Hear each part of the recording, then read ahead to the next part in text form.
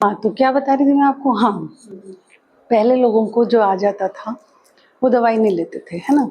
बल्कि जुकाम, खांसी, बुखार, छोटी-छोटी बीमारियाँ ये आपके अंदर पावर पैदा करती हैं, है ना?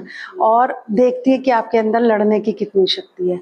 आप पहले से पहले ही दवाई ले लेते हो तो आप अपनी लड़ने की शक्ति का इस्तेमाल ही नहीं कर रहे और एक दिन उसको ऐसी आदत पड़ जाती है कि आप दवाई से ही ठीक हो गए।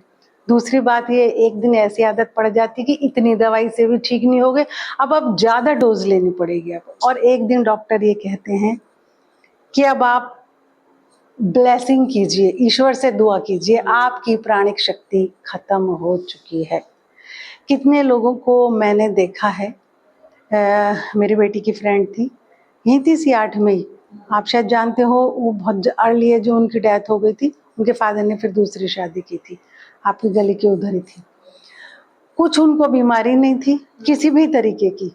बेटी बड़ी वाली, उनकी बेटा छोटा था, वो थी वो शायद 6 क्लास में थी और धीरे-धीरे कोई बीमारी नहीं थी। धीरे-धीरे कहा कि इनकी जो प्राण शक्ति है वो ही धीरे-धीरे कम हो रही है ना? उनको दवाइयाँ लेती रहती थी, बहुत दिनों से घर में टेंशन थी, वो बात दूसरी है, वो उनका अपना मामला है।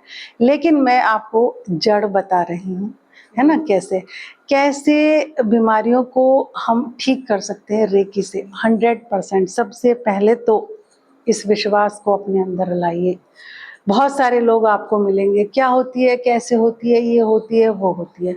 आपको किसी की बातों में नहीं आना, ठीक है ना? इसलिए मैं आपको लॉजिकली समझा रही हूँ कि जो ना हमारा बुखार भी बिना दवाई के ठीक हो सकता है।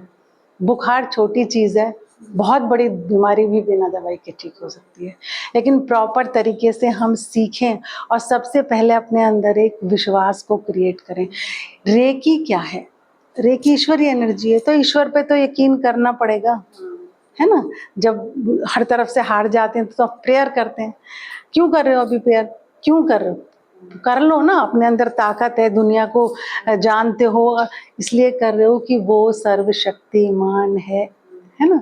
और वो कुछ भी कर सकता है, इसलिए आप प्रेयर कर सकते हैं। इस स्थिति से हमें वो ही बाहर ला सकता है। डॉक्टर्स अगर सबको ठीक कर देते तो पूरी दुनिया ठीक होती, क्या नहीं है? और अपने परिवार वालों को तो डॉक्टर मरने ही नहीं देते ना कोई बीमारी होने देते। इवन मैंने डॉक्टरों को इतनी बड़ी-बड़ी बीमारी होती देखी है। तो ये आप समझ लो, दवाई अपनी जगह अलग है, औषधि भी लेनी चाहिए, ऐसी बात नहीं। लेकिन मैं आपको बता रही हूँ कि इस शक्ति का आप जितना ज़्यादा इस्तेमाल करेंगे, जितना ज़्यादा से ज़्यादा, उतना आपको ही फ़ायदा है।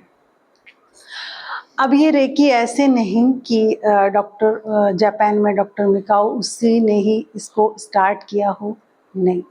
ये हमारे उपनिषद और वेदों में इसका जिक्र पहले से ही है कि ये हाथ मेरा दूसरा भगवान है, हाथ औषधि युक्त है और इसका स्पर्श महान है। ये संस्कृत में है, मैं आपको हिंदी में बता रही हूँ।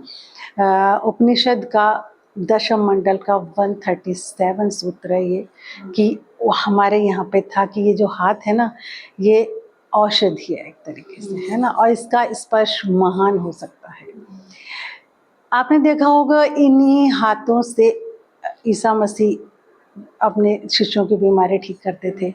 राम और कृष्ण ने भी कितने लोगों को ऐसे करके उस लोगों को ठीक किया। क्या से क्या किया, मतलब वो पावर थी, वो क्या थी? वो पावर होती है हमारे हथेली के बिल्कुल बीच में, ठीक है ना? जैसे कहते हैं ना, प्रसाद लो, प्रसाद बनता है यहाँ पर टच होकर, ठीक है ना? ऐसे करके प्रसाद लीजिए आप, यहाँ पर टच कर, वो जब प्रसाद बनता है। हिंदू धर्म की एक एक बात बहुत साइंटिफिक थी, मतलब बहुत। तो जब हम उसको खाते हैं, यहाँ पर वो एनर्जी है, इसी दोनों हाथ के यहाँ पे बिल्कुल सेंटर में, इसी एनर्जी को हमें जगाना होता है और उस पर हमें पूरा पूरा यकीन करना होता है। बहुत सारी खोज आप गूगल पर पढ़ लेना। डॉक्टर होजिस का जो एक एक्सपेरिमेंट था कि उन्होंने 2 तरीके के बीजों को एक तरीके से जार में उन्होंने भर के रख दिया, है ना? बेल बजी है क्या? अच्छा।